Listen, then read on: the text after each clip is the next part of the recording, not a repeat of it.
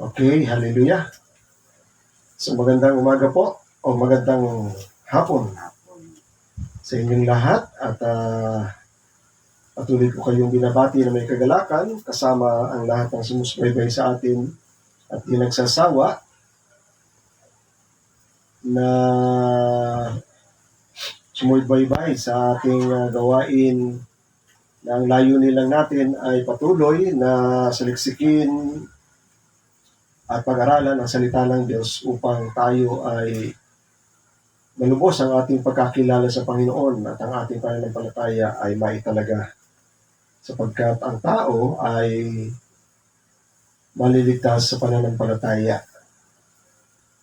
At ang pananampalataya ay dumarating sa pakikinig at pakikinig, hindi sa akala lang. Ang ating pananampalataya ay bunga ng salita ng Diyos. Yan ang hiwaga ng salita ng Panginoon. Kung wala tayong naririnig, ang sabi ni Apostol Pablo, paano kang tatawag sa hindi mo pinanampalatayanan? Paano ka naman sasampalataya kung wala kang naririnig? At paano ka makakarinig kung walang mangangaral? Kaya sabi ng Panginoon, how beautiful are the feet of those who bring good news. Kahit mapangit ang paa ng isang ibanghilista, pero sa mata ng Diyos ay napakaganda. Okay, hindi tayo papaligoy-ligoy. Medyo mahaba ang ating tatalakayin sa araw na ito. I hope na may share ko rin sa inyo ang ating screen.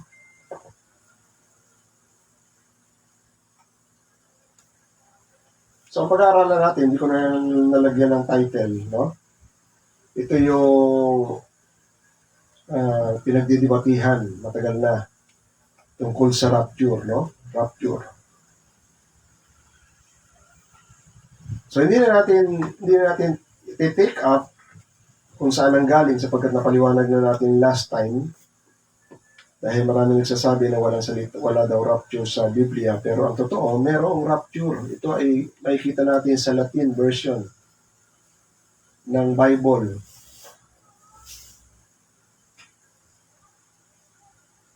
Sa 1 Thessalonians chapter 4, verse 17. Ayan, no? Ayan yung salita, rapiemur. At ang meaning ng rapiemur ay to be caught up, to seize. So yan ang galingan, no? Na kinuha sa French word na rapture.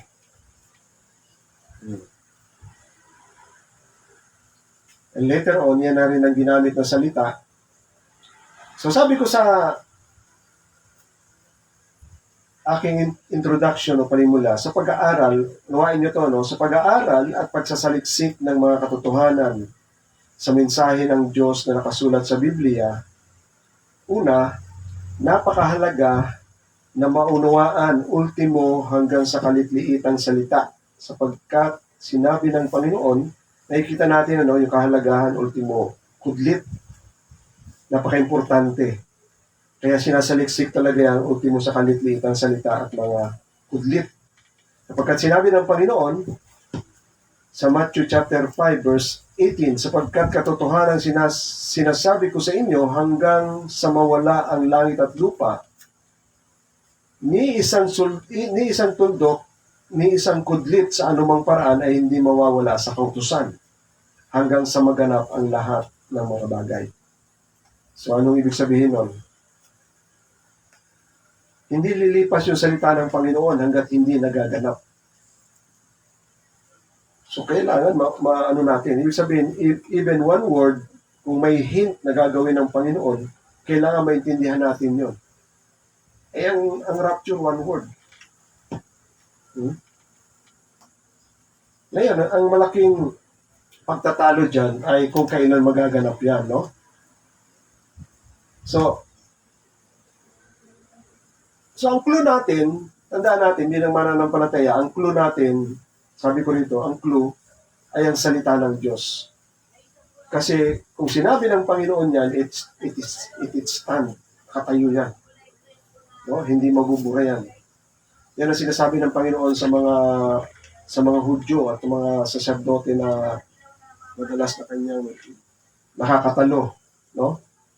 The scripture cannot be broken.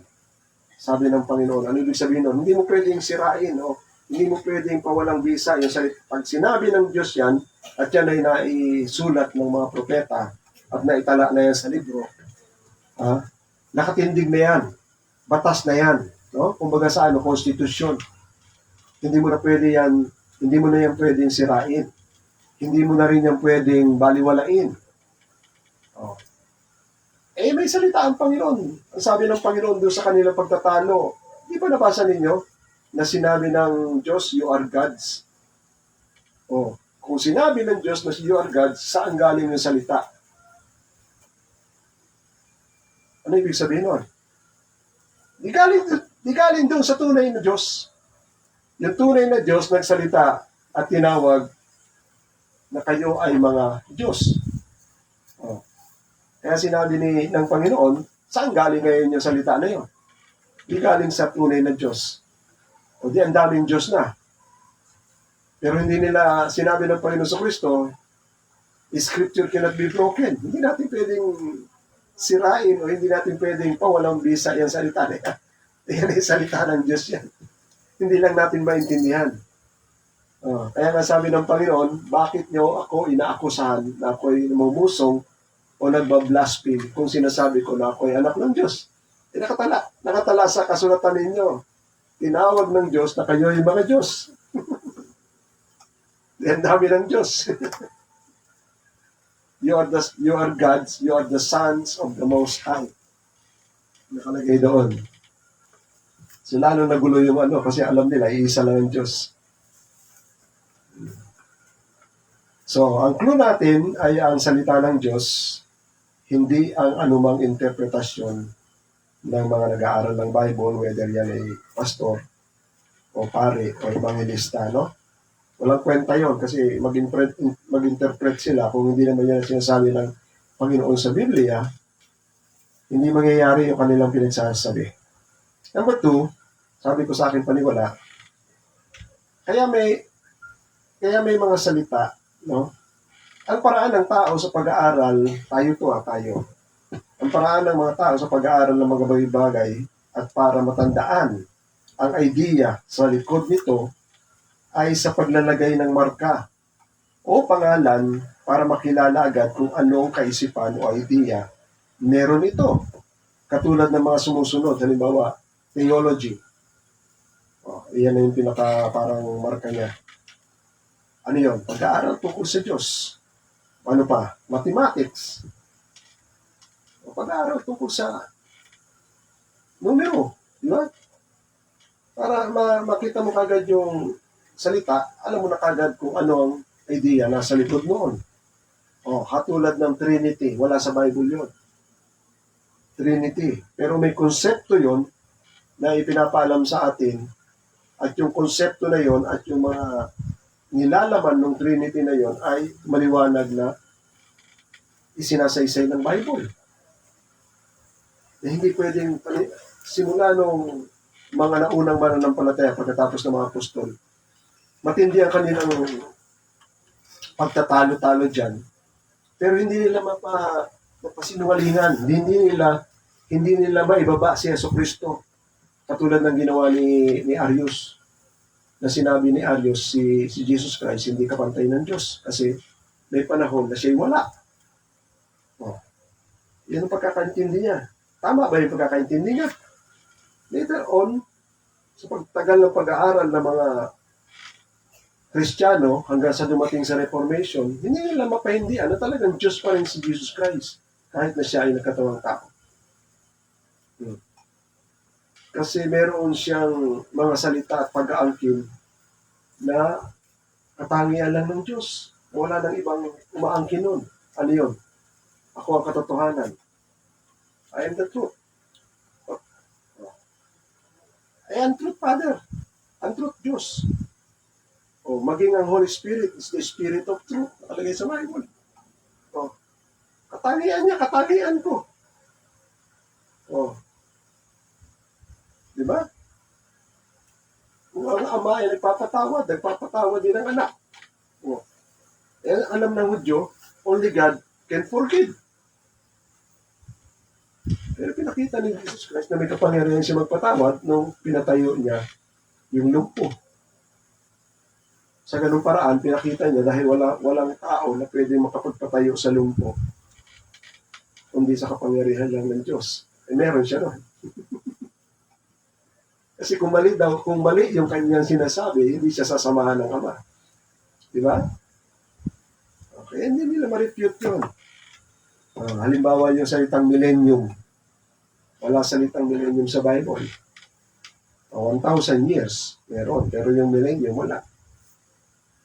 Pero ngayon, ginamit na natin sa pag-aaral, sa mga nag-aaral sa Bible School, naging term na yan, meaning yung 1,000 years reign ni Jesus Christ dito sa lupa. At tinatawag nilang millennium reign. So, ganoon din sa rapture.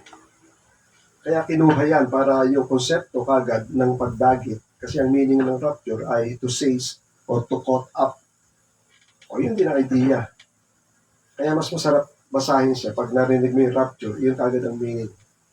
Dadagitin. Kukunin. I-snatch.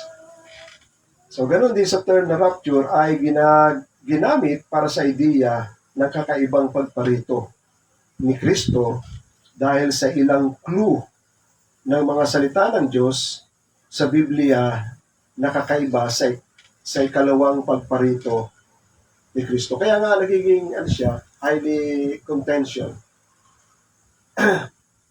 Dahil alam nila, isa lang ang pagparito ng Panginoon. Bakit binibiyak ninyo? Ha? Pag bumalik siya, isang ano lang yun, isang event. Oo nga, isang event yun. Pero sa salita ng Biblia, yung pagbalik niya dito, iba itong pagbalik na to na sinasabi ng Panginoon. Papakita ko sa inyo mamaya. Ngayon, ang pinagtatalunan ngayon sa buong sangkakristyanuhan ay kung kailan darating ang Panginoon sa kanyang muling pagbabalik. Ito ba ay bago mag-umpisa ang tinatawag na tribulation o yung kapighatian, na 7 taong kapighatian? So, mayroong nagsasabi na darating siya bago mag-tribulation. Meron din nagsasabi na darating siya sa gitna ng tribulation, yung tinatawag nilang mid-trib. Meron din nagsasabi na darating ang Panginoon pagkatapos ng tribulation, yung tinatawag nilang post-tribulation. Meron pang nagsasabi na darating ang Panginoon bago ibuhos ng Diyos yung wrath, at tinatawag nila na pre-wrath. No? Bago ibuhos daw ng Diyos yung kanyang puot, ay darating muna siya. Oh. So, yan yun, no? Ang pre-tribulation, Jesus will come for the church before the tribulation. And mid-tribulation period, the church will go through 3.5. Tatapusin muna niya yung 3.5 ng 7 years, at sa kalagitnaan, doon bababa ang Panginoon sa kalagitnaan ng tribulation. Dahil yung tribulation ay 7 years. Hindi na natin pagtatalunan ngayon yun kasi may mga hindi naniniwala na may 7 year of tribulation. Merong mga ganon, no? Pero yan ay kinuha natin, yung 7-year tribulation ay kinuha natin yan doon sa Daniel chapter 9 ng 7 linggo. 7 weeks. Dito natin kinuha yan. Yung Daniel chapter 9. Yung sinabi ng Panginoon, yan. 70 weeks of decreed, yan. 70 linggo. Yan. So sa kanilang pagkwenta, yung 69 na linggo nangyari na hanggang sa Ayan o. Nakita nyo? Know therefore and understand that from the going forth of the word to restore and rebuild Jerusalem hanggang sa pagparito to the coming of the Anointed One, the Prince. So refer to kay Jesus Christ. So there will be 7 weeks and 62 weeks. So lahat ilan yon? 69, 62 at saka 7 weeks. Ang umpisa ay yung pag-sign ni Cyrus ng pagpayag niya na i-rebuild yung Jerusalem, yung temple, ay yung wall. So nakwenta nila yon. Oh. At pag natapos na yung 69, yung 7 weeks plus yung 62 weeks, yung darating na Messiah, yung Anointed One, ay mamamatay, shall be cut off. So malinaw yan. Namatay siya. Ha? Tapos, darating daw yung mga tao ng panibagong prinsipe, which is the Antichrist. Sisirain nila yung Jerusalem at saka yung sanctuary, yung temple. So, nangyari yun. Sa panahon ni Titus, 70 AD. Na-destroy yung temple. Hanggang ngayon, sira siya. So, na-consume na yung 69. So, meron pang last na 1 week. At yung 1 week, sa marami nag-aaral ng Bible, it refers to the 7-year tribulation. Doon nakuha yung 7-year tribulation. At tandaan ninyo, yung 70 weeks, na-consume na yung 69 at may pang 70 isang linggo, iyon ay time frame ng Panginoon, hindi sa Gentile, hindi sa atin. Iyon ay time frame ng Diyos sa Israel pa rin. Ayan o.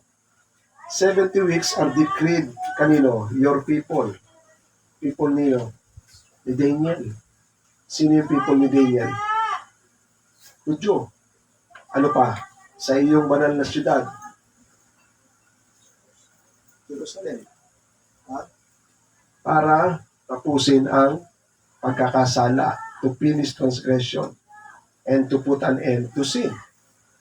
So, yun ang time frame ng Diyos sa kanila, yung calendar ng Diyos, hanggang sa mamatay siya sa Kristo. Okay? So, yan na yun. Pre-trib, Jesus will come for the church before the tribulation. Mid-trib period, Jesus will come, and the church will go through the 3.5-year period before Jesus Christ will come for the church. At yung post-trib, matatapos muna yung 7-year tribulation bago bababa ang Panginoon para kunin o i-rapture yung church. Okay? So the time period of the Great Tribulation is the period beginning. Sa Revelation, doon detalyado kung ano ibig sabihin ng tribulation. So mababasa niyo yan beginning sa chapter 6 sa pagbubukas ng seal. Umpisa na ng Kalbaryo dito sa mundo. At yan ay worldwide. Buong mundo yan. Ang event na yan ay buong mundo. Ha? So the time period ng tribulation, kaya nga dyan nagtatalo eh. Papapasukin ba ng Diyos, iaalaw ba ng Diyos na ang church ay papasok sa tribulation? Para mabugbog. Eh sabi ng Bible, wino-work out ng Diyos ang iglesia para siya ay walang batik, walang dungis, na siya ay ipipresenta kay Jesus Christ ng malinis, walang batik, walang dungis. Ngayon, idadaan mo sa tribulation, pabubugbog mo yun. Kaya hindi na matanggap yung idea na yun. No? So, yan yung tribulation, no? Beginning from chapter 6 up to chapter 18. In chapter 18, ito yung Babylon,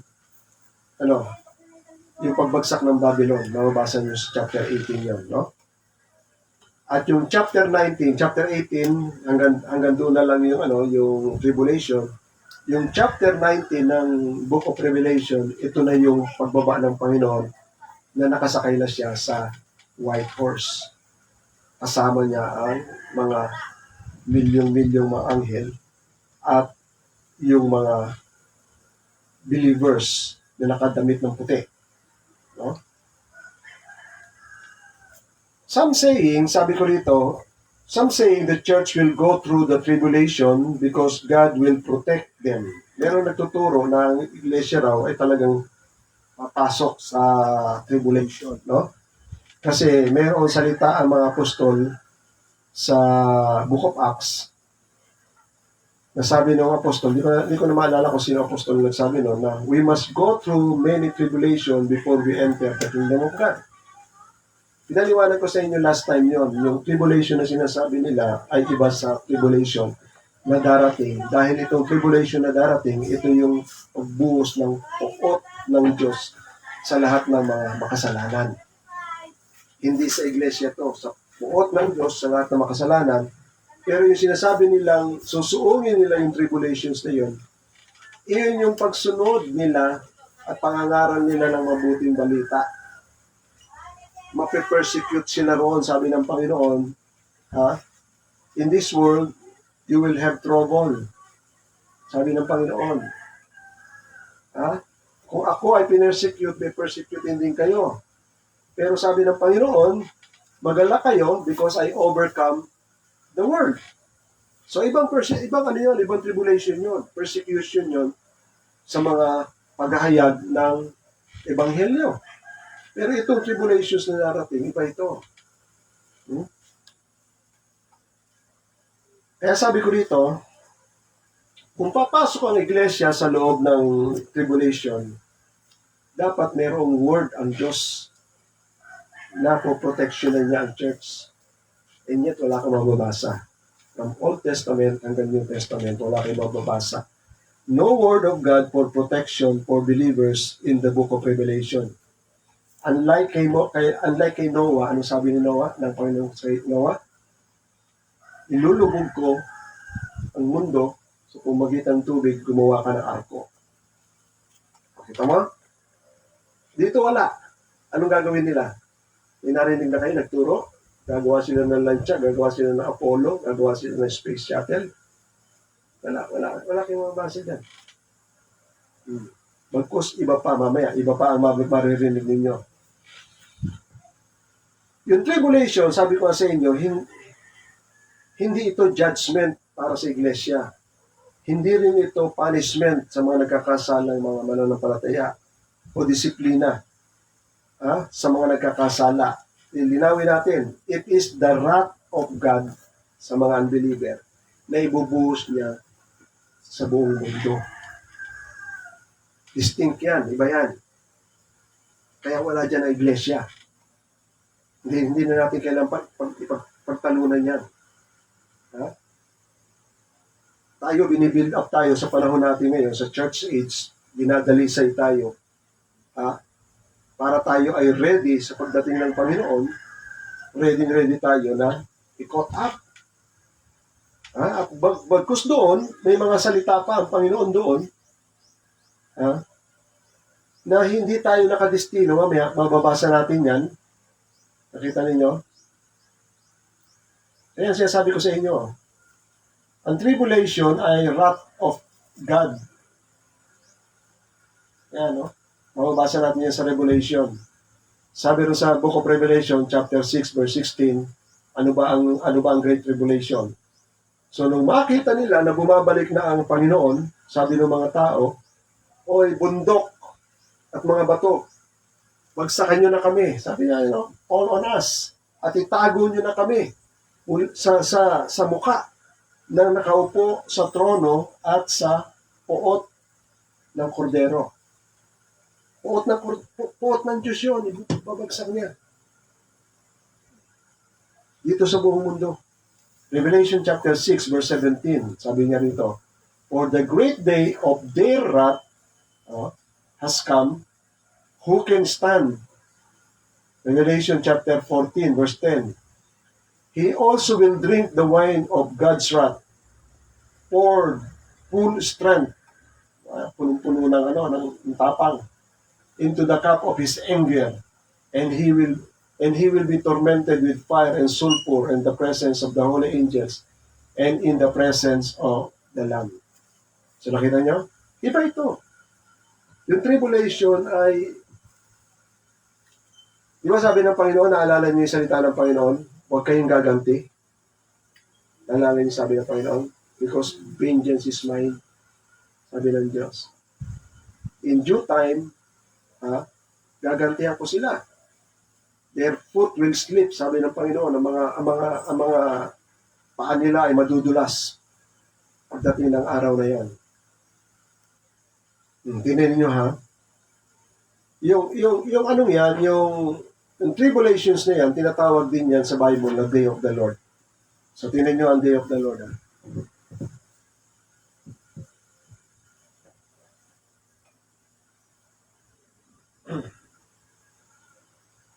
Umpisa lang tayo sa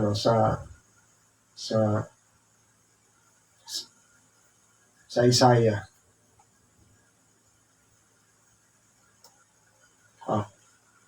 Nakita nyo? Isaiah chapter 2, verse 12.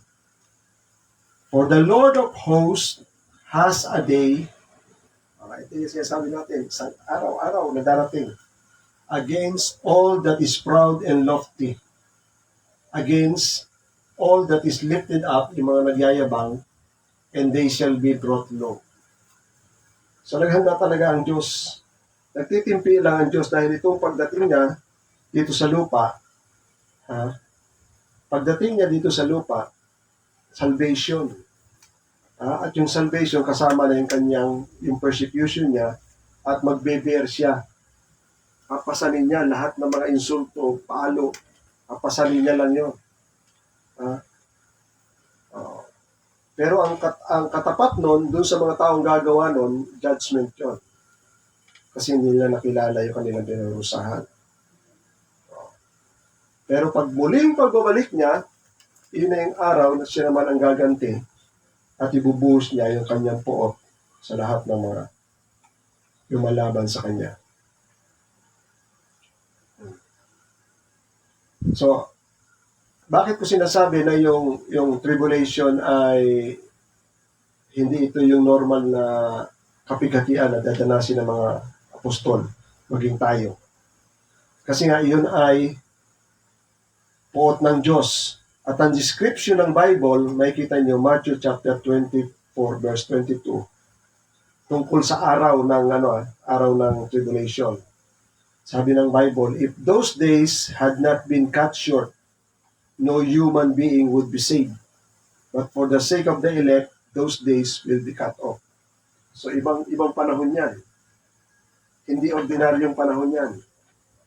Sabi ng Biblia, kung hindi ko paiksiin pa yung panahon na yan, walang maliligtas sa mga hinirang.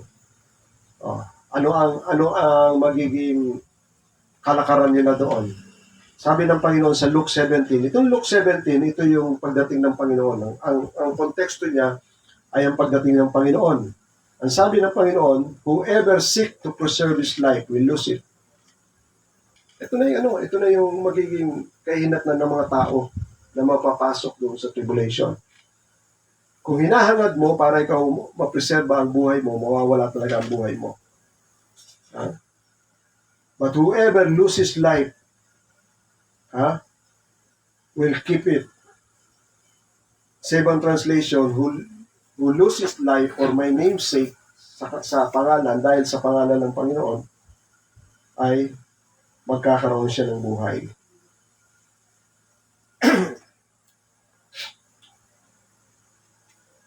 So, bakit ko sinasabi na hindi ito ordinaryong araw, kundi ito talaga ay poot ng Diyos? At ano ang nakalagay sa loob ng tribulation? Binigyan ng Diyos ng buong authority ang Diablo at ang Antikristo para sila ay maghari sa panahon na yan.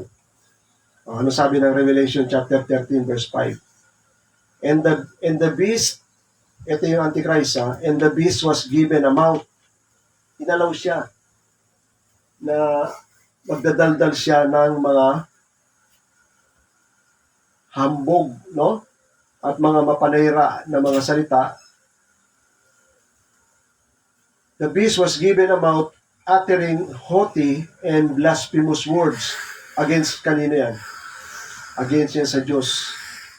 And it was allowed to him to exercise authority. 42 months. Alam niyo ba yung 42 months? Kung ilang years yun? 3 and a half. 3 and a half yun. 42 months. 3 and a half. Revelation chapter 13 verse 5. Also, it was allowed to make war. Nakita nyo? Ang saints ba libre sa panahon ng tribulation dahil iniisip ng mga tao, hindi, papasok kayo dyan, protection na kayo ng Diyos. Pero salita ng Biblia, ang sabi ng Biblia, it is also allowed to make war on the saints and to conquer them. Di ba ngayon ang yayabang ng mga Kristiyano? Ano yung sigaw? Sa pangalan ni Jesucristo. Yeah? Pero itong tribulations na ito, pag napasok ang maliligtas pa dyan, sinasabi ng salita ng Diyos, ang Antikristo ay binigyan ng authority para makipag-away o makipaggera sa mga santo at matalo niya, to conquer them. And authority was given it over every tribe, people, language, and nation. So lahat. So nakita niyo, walang libre. Kaya sabi ng Panginoon, if anyone has an ear, let him hear.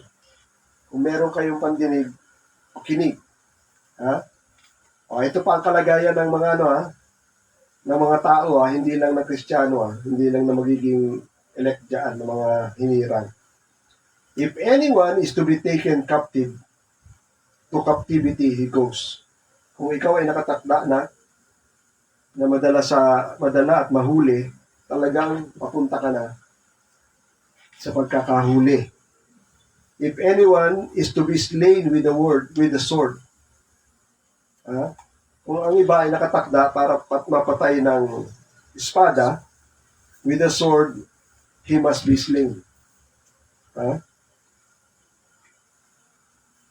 Here is a call for the endurance and faith of the saints. So narito ngayon ang panawagan ng Panginoon para lubha silang magtiyaga at manatili sa pananampalataya sa mga believers na naroroon sa panahon na yun. Okay? So sinasabi ko sa inyo kanina, yung beginning ng tribulation ay sa chapter 6. Babasahin lang natin yung ilang versikulo sa chapter 6 ng Book of Revelation para maunawaan nyo kung ano ba ang ibig sabihin ng tribulation. Kung anong mangyayari. Sa verse 2. Sabi ni Apostle John, so pakinggan nyo maigi para malaman nyo kung anong sitwasyon meron sa panahon ng tribulation. At tumingin ako, at narito ang isang kabayong maputi, at yaong nakasakay dito ay mayroong busog o pana. At binigyan siya ng isang putong. Anong putong? Crown. At siya ay yumaong nagtatagumpay at upang magtagumpay. He was given a crown, and ang sabi sa English niyan, and he conquer and keep on conquering. So tingnan nyo Yan and he came out conquering and to conquer. Yung nakaupo sa puting kabayo, binigyan ng corona. At siya ay humayo upang mag-conquer and to conquer. Nang binuksan ng Panginoon yung ikalawang selyo, sabi ng Biblia, I heard the second living creature say, "Come." And out came another horse, pula naman, na kabayo. Its rider, pansinin niyo, ang nakaupo doon ay binigyan ng permiso. Ano ang kanyang alisin? To take peace on the earth. Hindi natin maintindihan to. Pero sabi ng Bible, meron siya kapangyarihan tanggalin yung kapayapaan. So pag tinanggal yung kapayapaan, anong mangyayari sa mga taong nakatira? Ha? Hindi lang magkakagulo. Ayan, nakalagay yun. So that the people should slay one another. So nakita nyo? And he was given a great sword. Binigyan din siya ng espada para pumatay at pumatay. Oh. Number 8. Tingnan natin sa number 8.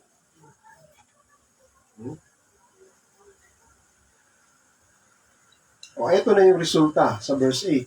Marami nang napatay. Sabi niya rito, and look and behold, a pale horse, and its rider's name was Death, and Hades followed him. And they were given authority. Gaano kalaki? 1/4 ng buong mundo to kill by the sword and with famine and pestilence and with wild beasts on earth. Naintindihan ba natin to? Ngayon, tumingin kayo sa buong mundo. Meron bang ganyan? Meron. Naranasan natin minsan kailan? Nung pandemic. Pero ito, sama-sama lahat. Naintindihan mo? Sama-sama lahat. Oh? May pestilence, may paggutom, may espada, at may mga beast. Halo-halo na yun. Kasi wala nang peace eh. Kaya sabi ko sa inyo, iaalaw ba ng Diyos na ang iglesia mapasok sa panahon na yun?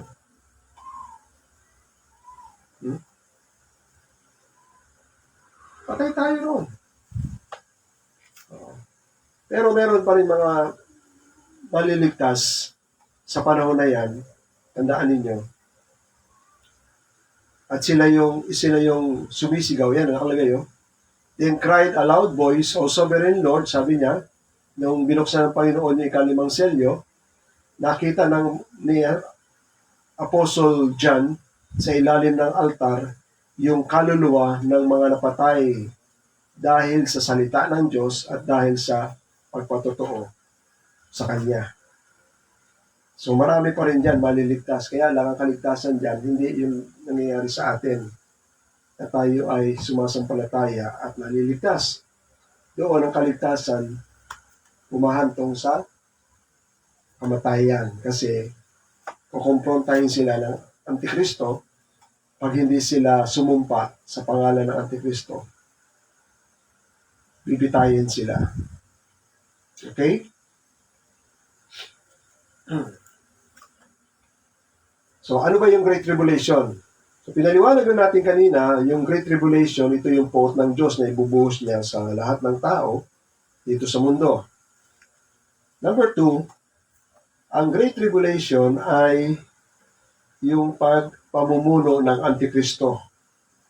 Dahil sabi ng Panginoon sa John chapter 5 verse 43, "Pumarito ako sa pangalan ng aking Ama, pero hindi niyo ako tinanggap.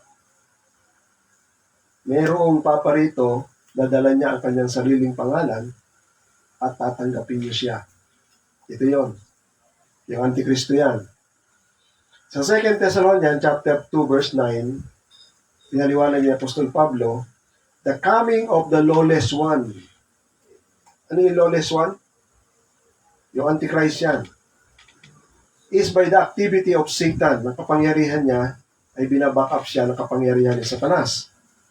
With all power and false signs and wonders. So tandaan ninyo, no? Sa paglitaw ni Jesucristo, Ginawa niya ang lahat ng kalooban ng Ama para ipakilala niya ang pangalan ng Diyos Ama. Dala niya yung pangalan ng Diyos Ama. At ang pagparito niya ay kaligtasan. Nagsalita siya ng katotohanan at gumawa siya ng mga himala at tanda na lihitimo, tandaan natin, lihitimo, para yung mga tao ay maunawaan na siya talaga ang ipinadadala ng Diyos Ama, na anak niya, bugtong niyang anak. Okay? Pero may gagaya noon. Yung Antikristo paparito rin, no? Pero gagawa rin siya ng mga himala, pero sabi ng Bible, ang himala, ang kapangyarihan niya ay galing kay Satanas at gagawa siya ng mga, alam niyo yung false sign, mga hidwa. Sa Greek word, ang tawag niya pseudo. Hidwa. Mga false, mali. Hindi totoo. So ano yung makikita ninyo parang milagro? Pero hindi naman milagro. Isa na dyan yung magic. Yeah? Yung bagay na nakakapalitaw sila ng bagay na wala, galing sa wala. Pero mabilis lang pala ang kamay nila. Yan, gawain ng diablo yan, no? With all the wicked deception for those, iyon ay mamamangha yung mga taong mapapahamak. With all wicked deception for those who are perishing because they refuse to love the truth and be saved. Ayaw nilang kilalanin yung katotohanan at ang katotohanan na kanino yun. Na kay Jesus Christ lang yun, pero ayaw nilang tanggapin yung mga katotohanan na yun. Therefore, sabi ng Bible, God sent them a strong delusion. Ito na yung papadala ng Panginoon. Ayaw yung maniwala sa aking bugtong na anak, ha? So ito yung iaalaw ko. So that they may believe what is false or what is lie. So pag inalaw niya na dumating yung Antikristo, maraming maniniwala sa kanya. Anong dahilan? In order that they may be condemned who did not believe the truth but had pleasure in unrighteousness. So yung mga tao na mahilig sa mga hindi totoo, yung mga tao na mahilig sa mga magic, yung mga tao na mahilig sa mga pandaraya, yung mga bilis ng kamay, so paniwalang-paniwala sila sa pagdating ng Antikristo. So, ano ang tribulation? Ito yung paghahari ng Antikristo at ni Satanas. Number 3, ang tribulation, sinasabi sa Revelation chapter 3 verse 10, ito yung oras ng anong trial? Pagsubok. Dahil ang sabi ng Panginoon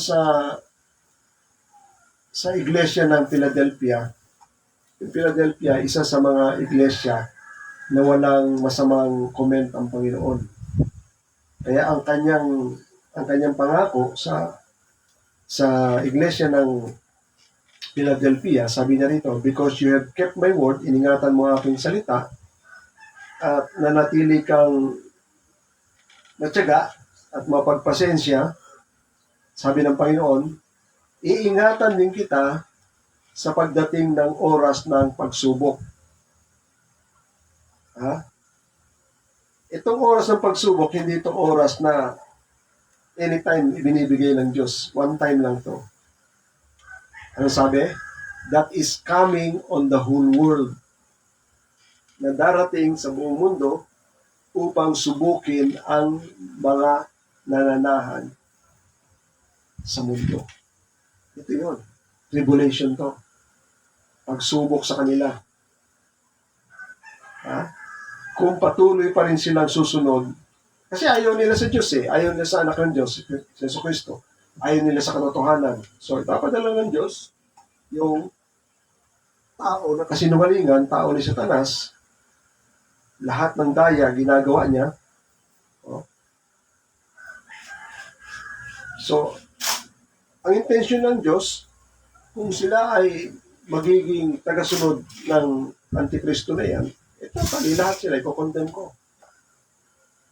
Yan ang purpose ng Panginoon, para maliwanag sa mata ng Panginoon na talagang ayaw nyo ng kabutihan, ayaw nyo talaga ng kaligtasan, ayaw nyo talaga ng katotohanan.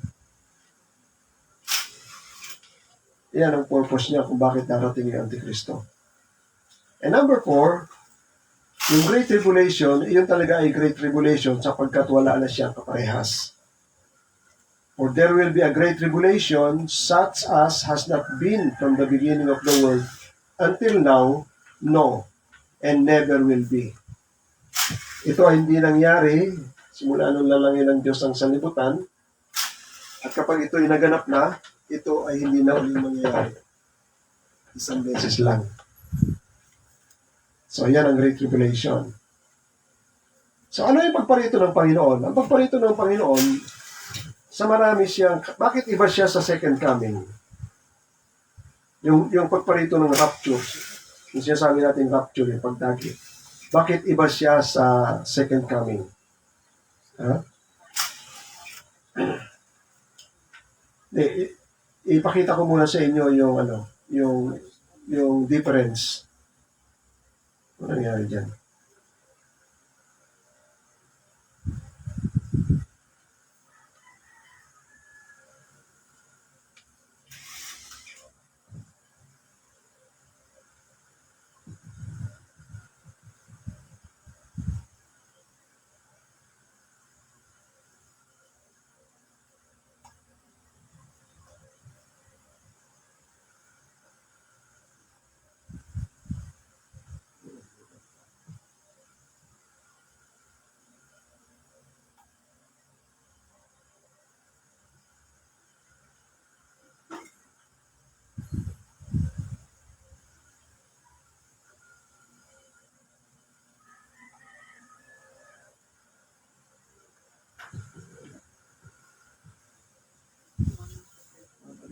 Babalik siya.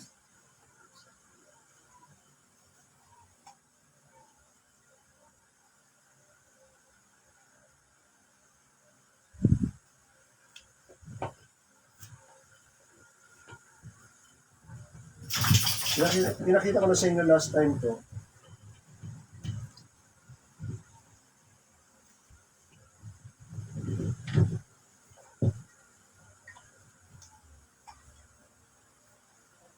Magdalian na lang natin dito.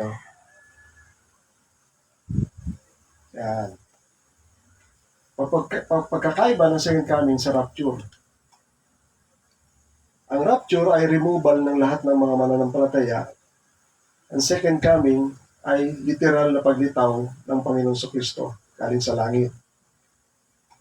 Pangalawa, ang rapture ay pakikitagpo ng mga mananampalataya sa Panginoon na nariyan sa ere. Ano nyo? Pasalubungin natin ang Panginoon sa ere. Ang second coming ay yung pagbaba ng Panginoon na nakasakay sa kabayo, bababa sa lupa. Magkaiba yun.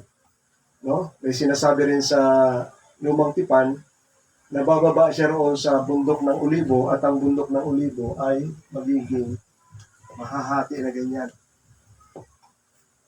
So literal yun, no? Ano pa? Ang pagparito, ang rapture ay i-claim ng Panginoon ang bride niya, ang church. Ang second coming, sa pagbabalik niya, kasama niya na yung bride. Hindi ito, So magkaiba yun. Yung isa ay pag-claim ng bride. Yung second coming, kasama na niya na bababa yung bride. So magkaiba yan, ha? Rapture is removal of the church. Ang second coming, pagbaba niya, i-establish niya yung 1,000-year reign ni Jesus Christ. Kaya magkaiba yan. Translation, ang rapture or translation, walang sign at anumang araw, oras pwedeng mangyari. Pero ang ang second coming, napakaraming tanda. Isa na sa tanda ng second coming ay may kita nyo. Kitang-kita yan sa Matthew chapter 24. Kita nyo? Ayan. Immediately, pagkatapos ng tribulation, kita nyo? Kaya sinasabi nila na ang pagparito ng Panginoon ay post-trib, pag natapos ang tribulation. Kaya ang sabi dyan, immediately after tribulation of those days, the sun will be darkened and the moon will not give its light, and the stars will fall from heaven, and the powers of heaven will be shaken. Then, pagkatapos nun, then will appear in heaven the sign of the Son of Man. And then all the tribes of the earth, lahat ng tao, kitang-kita yan, and all the tribes of the earth will mourn, and they will see the Son of Man coming on the clouds of heaven with power and great glory. So makita nyo? Iba yan sa rapture. Ang rapture, ang makakakita lang sa rapture, ang makakakita lang ay believers. Pero in second coming, lahat ng tao, lahat ng tribo ay makikita siya. Okay? So, yung rapture, related to the program for the church in the world. Yung second coming, related to the program of Israel. Sabi nga sa inyo, yung pagparito ng Panginoon, di ba? Ngayon, nakaharap ang Panginoon sa Gentile at binubuo niya ang church. Pag tumalikod na siya sa Gentile, haharap na siya muli sa Israel. Okay? Rapture is, the translation in rapture is a mystery. Ang second coming, it is predicted both in Old Testament.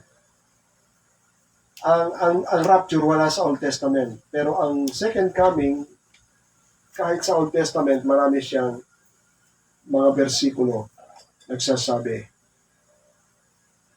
Rapture, no reference to Satan. Sa second coming, pagbaba ni Jesus Christ, uhulihin ang Diablo, uhulihin ang Antichrist. Itatapon siya doon sa dagat-dagatang apoy. So magkaiba siya. Ang rapture, iglesia lang ang dadagitin niya.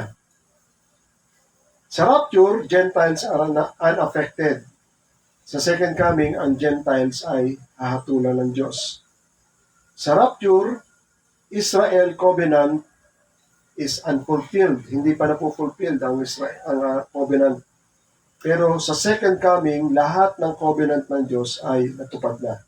Kasi ang final na fulfillment ng Diyos talaga, yung literal na pagparito sa Israel. Rapture is before the day of wrath. Second coming, nabasa niyo kanina, after the wrath of God, after the tribulation. So rapture is for believers only. Second coming is for all the people. Okay? Yan lang muna tayo. So, saan iwinawangis ng Panginoon ang second coming o yung rapture? Nakakaiba dun sa second coming. Sabi niya sa Matthew chapter 24 verse 37, "For as were the days of Noah, so will be the coming of the Son of Man." Katulad din niya sa mga araw ni Noah, ganun din niya ang pagparito ng anak ng tao. For as in those days before the flood, bago dumating yung flood, anong ginagawa ng mga tao?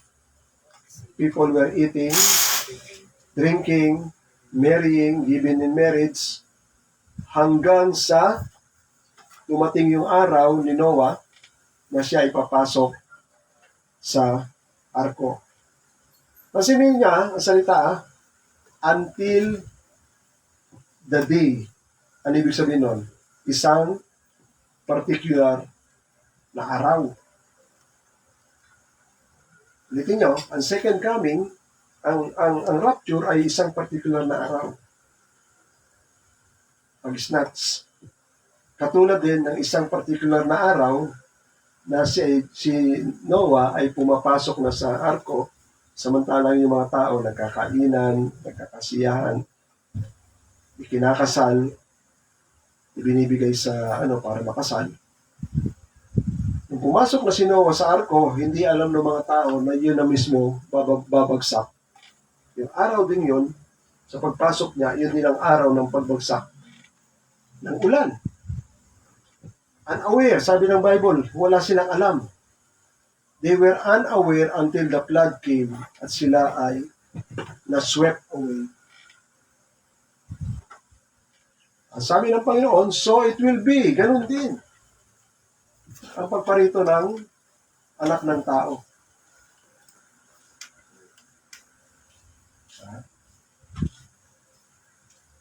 Inihalin tulad din niya sa panahon ni Lot. Luke chapter 17 verse 28. Ang pagparito ng Panginoon, likewise, just as it was in the days of Lot. Anong nangyayari sa panahon ni Lot? Nagkakainan, nagiinuman, bumibili, nagbebenta, nagtatanim, at nagtatayo ng tahanan. Ngunit sa araw na si Lot ay hinila palabas sa Sodoma ng mga anghel, diba? Yung araw na yon, hinila, doon din ang araw na bumagsak yung apoy at tatsupre galing sa langit at nasunog o natupok silang lahat. Ganon din, sabi ng Biblia, ganon din sa araw ng pagparito ng anak ng tao sa panahon na siya ay mahayag. Ngayon, ano ang mapapansin niyo dyan? Yung normal activities ng mga tao, kumakain, umiinom, kinakasal, binibigay sa pagkasal, nagtatanim, gumagawa ng bahay, bumibili, nagbebenta, normal transaction yun.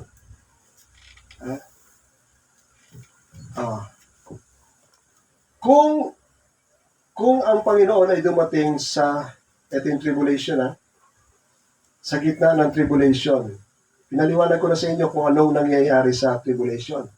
Diba? Inalis na yung kapayapaan, ang mga tao nagpapatayan, dito bababa ang Panginoon. Tingin niyo ba may nagtatanim doon? May nagpapakasal pa ron? Magulo na dyan. Naintindihan niyo ba? Wala na nagtatanim dyan. Kasi inalis na yung kapayapaan. At ang naghahari na Antikristo.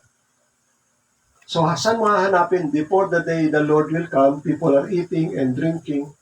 Wala dyan yun. Hindi pwedeng maganap yan dyan sa gitna ng tribulation. Mas lalong hindi pwedeng maganap sa katapusan ng tribulation. Kasi sa katapusan ng tribulation, hindi lang binuksan ng Panginoon yung selyo. Ano pa? Inihipan pa niya yung trumpeta. Alam niyo ba yung 7 trumpeta kung ano ang mangyayari sa mundo? Kasama pa ron yung pagbuhos ng bawl na 7. Mangko. Katakot-takot na dilubyo mangyayari sa mundo. Mangyayari pa ba yung habang iniintay nila yung pagdating ng Panginoon, people are eating and drinking and marrying. Nangyayari ba yun doon? Hindi pwede mangyari yun doon. Kasi rule na Antichrist ito eh. At saka ibinubuhos na ng Diyos yung kanyang puot doon. Kaya malabo dito. Kaya nga malinaw, bago dumating yung tribulation, darating na ang Panginoon dito. Kasi i-snatch na niya yung mga believers sapagkat hindi sila iaalaw na makasama na pumasok sa tribulation. So, hindi magaganap ito as in the days of Noah or as in the days of Lot. Ang mga aktibidades bago dumating ang araw ng Panginoon, tulad ng sila'y nagsisikain, nagsisinom, sila'y nagpapangasawa, at pinapag-asawa, nagsisibili, nagbibili, nagtatanim at nagtatayo ng bahay, ay di mangyayari sa panahon ng tribulation. Kapagkat sinabi ko na sa inyo kanina, isa sa katangian na sinasabi ng Biblia ay yung nakasakay sa kabayo ay binigyan ng karapatang mag-alis ng kapayapaan sa lupa at ang mga tao ay nagpapatayan sa isa't isa at binigyan pa siya ng isang malaking tabak. Sa 2 Thessalonian, tingnan ninyo, no? Yung binasa ni James kanina, yung teksto natin. 2 Thessalonian chapter 5. Ang sabi rito, tungkol sa panahon at oras, mga kapatid, sa pagbabalik ng Panginoon, hindi ko na kailangan isulat sa inyo. Sapagkat kayo mismo nalalaman ninyo na ang pagparito ng Panginoon ay tulad sa pagparito ng magnanakaw sa gabi. Habang sinasabi ng mga tao na mayroong kapayapaan, there is peace and security, then sudden destruction will come upon them, katulad anya ng babaeng nagbubuntis, na bigla na lang sasakit at manganganak na pala siya. And they will not escape. Sabi ko sa inyo, darating ang Panginoon sa gitna ng tribulasyon. Makapagsisigaw pa ba yung mga tao? There is peace and security.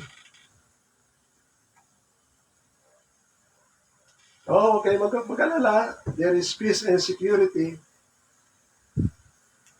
O lalo sa katapusan ng tribulation. Ayun ang tanda eh. Habang sinasabi ng mga tao, there is peace, may kapayapaan. Pero ano napupunan nyo ngayon sa Middle East? Di ba wino-workout nila yung peace? Yan na yun. Wino-workout nila yung peace. Kaya lang hindi nila makuha po yung peace. Pati yung peace ng Ukraine at saka Russia, hindi pa rin nila makuha. Pero pagdating ng panahon na meron talaga magsasabi na there is peace, iyon na yung subject na yun. Kaya hindi pwede yan mangyari sa gitna ng tribulasyon. At lalong hindi mangyayari yan sa katapusan ng tribulation dahil walang tao siraulo na magsasabi, there is peace. Panahon na ng kapighatian yun. Ngayon, doon din sa 1 Thessalonians chapter 5, sabi ng Bible, for God has not appointed us to wrath. Kita nyo? Yung mga believers, hindi talaga sila nakatakda sa puot ng Diyos. Hindi talaga sila nakatakda. For God has not appointed us to wrath, but to obtain salvation of our Lord Jesus Christ. Kundi tayo ay magtamo ng kaligtasan sa pamamagitan ni Jesucristo, who died for us, that we, whether we are asleep, ano yung sleep? Patay. Kung kayo ay believers, napatay kayo, we should live together with Him. Ngayon, anong payo ni Apostol Pablo? Kaya nga, magpalakasan kayo sa isa't isa, comfort, and edify. Ano yung edify? Magpalakasan at mag-build up kayo sa isa't isa. Kagaya ng ginagawa ninyo. Ito ba ay masasabi, nandito na kayo sa middle of tribulation, comfort na. Have comfort, sabi ng magpalakasan kayo sa isa't isa. Kasi darating na ang Panginoon. Kung ang church nakapasok sa tribulation, naandun pa ba ang comfort? Bigyan kayo sample. Ito yung tribulation. Andito yung mga apostol. Di ba? Nag-anticipate yung mga believers sa pagdating ng Panginoon. Sabi niya, hindi tayo nakadestino sa puot ng Diyos. Kundi, tayo ay nakadestino para magtamo ng kaligtasan sa pamamagitan ng Panginoon sa Kristo. Kaya, anong comfort? Mag-aliwan kayo sa isa't isa. Comfort ninyo sa sarili ninyo. Ngayon, sinasabi ng ibang mga nag-aaral ng Biblia, hindi papasok tayo sa tribulation. Makukomfort ba yung tao rito? Napapasok siya sa tribulation bago dumating ang Panginoon? Hindi makukomfort. Hindi ka makakomfort doon kung papasok ka at sa gitna ng tribulation, doon ka lang i-snatch ng Panginoon. Mas lalo ka rin hindi makakomfort kung tatapusin mo pa yung buong tribulation at sa dulo ng tribulation, tsaka kayo i-snatch ng Panginoon. Bugbog na kayo. Nabasa niyo ba sa Book of Revelations, yung mga believers, patay na yon. Nandun na sa ilalim ng altar ng Diyos dahil sa kanilang pangangaral ng Ebanghelyo. Pero mag-comfort ang sasabihin ni Apostol Pablo ron. I-comfort yung sarili niyo. Kasi hindi kayo nakatakda sa puot ng Diyos, kundi kayo ay nakatakda para magtamo ng kaligtasan sa pamamagitan ni Jesus Christ. Last na lang,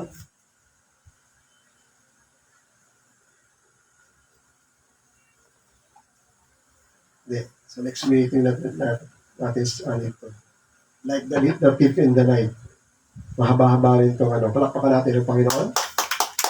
So, pansamantala, dito natin puputulin ang ating pagtalakay sa rapture. So, I hope and pray na na-catch up nyo yung ilang idea, no? Kung bakit mas pabor tayo sa pre-trib kaysa sa mid-trib at saka sa post-trib. Kaya nga pag nagsasabi sila na hindi ang Kristiyano ay papasok sa tribulation, sabi ko, kayo na lang. Kayo na lang. Huh? Pero ang sabi ko sa inyo, even one word ng Panginoon sa Bible is enough. At ang sinasabi ng Biblia, we are not destined unto wrath of God. Hindi tayo nakadestino sa poot ng Diyos. Amen? Tayo po manalangin. Ang mapurihin at nakilain ka sa isang dakilang paksa na medyo magulo sa maraming pag-uusap, pero salamat Lord at binibigyan mo kami ng maayos at malinaw na pag-unawa. Patuloy din namin hiling, Panginoon, sa mga susunod na discussion at pagtalakay tungkol dito ay lalo pa namin maunawaan ang marami pang bagay na hindi malinaw tungkol sa rapture o sa pagdagit o sa muling pagparito mo, Panginoon. Na ito ay kakaiba sa literal na second coming. Purihin at takilain ka sa dakilang araw na ito. In Jesus' mighty name. Amen. Amen. Wala yung